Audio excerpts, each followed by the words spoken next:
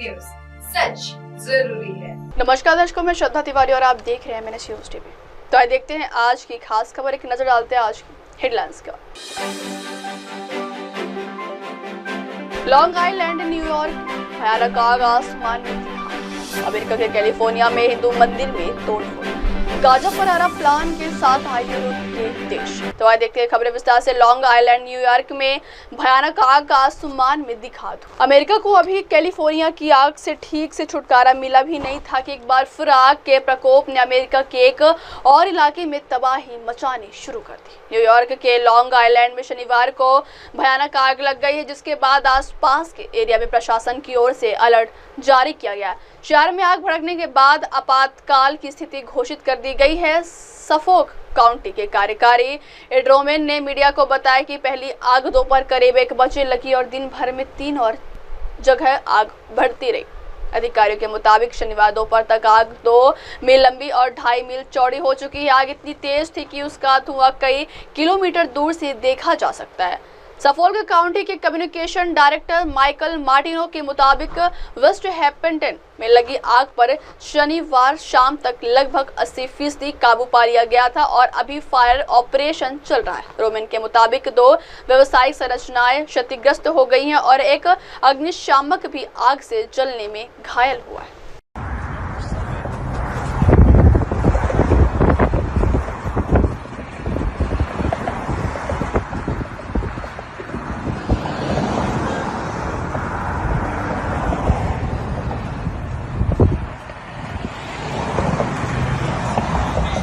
अगली खबर, अमेरिका के कैलिफोर्निया में हिंदू मंदिर में हुई तोड़फोड़। अमेरिका के कैलिफोर्निया में चिनो हिल्स में मौजूद बोचासन वासी अक्षर पुरुषोत्तम स्वामी नारायण संस्था के मंदिर में अज्ञात लोगों द्वारा तोड़फोड़ की गई है, जिसने हिंदुओं के खिलाफ बढ़ती हिंसा को उजागर किया है और मंदिरों की सुरक्षा करने में नाकाम हो रही अमेरिकी पुलिस पर कई सवाल उठाए हैं। BAPS में हुई तोड़फोड़ के बारे में BAPS पब्लिक अफेयर्स ने सोशल मीडिया प्लेटफॉर्म X पर बताया, एक और मंदिर अपवित्र किया गया है। उस पर यह घटना कैलिफोर्निया में चिनो हिल्स में हुई है। हिंदू समुदाय नफरत के खिलाफ दृढ़ता से खड़ा है। चिनो हिल्स और दक्षिणी कैलिफोर्निया में समुदाय एक साथ है और हम कभी नफरत को जड़ नहीं जमाने देंगे।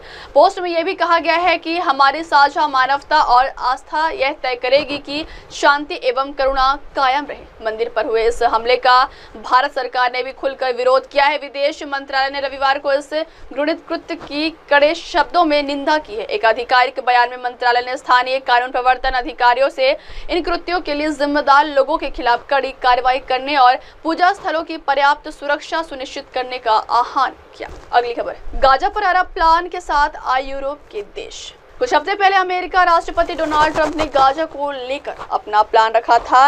ये प्लान वॉशिंगटन में इजरायली प्रधानमंत्री से मुलाकात करने के बाद रखा गया था। गाजा को लेकर ट्रंप के प्लान गाजा का कंट्रोल अमेरिका के हाथ में लेने की बात कही गई थी। ट्रंप ने कहा था कि अब तक वक्त आ गया है कि अमेरिका गाजा को अपने कंट्रोल में ले ले और उसका विकास करे।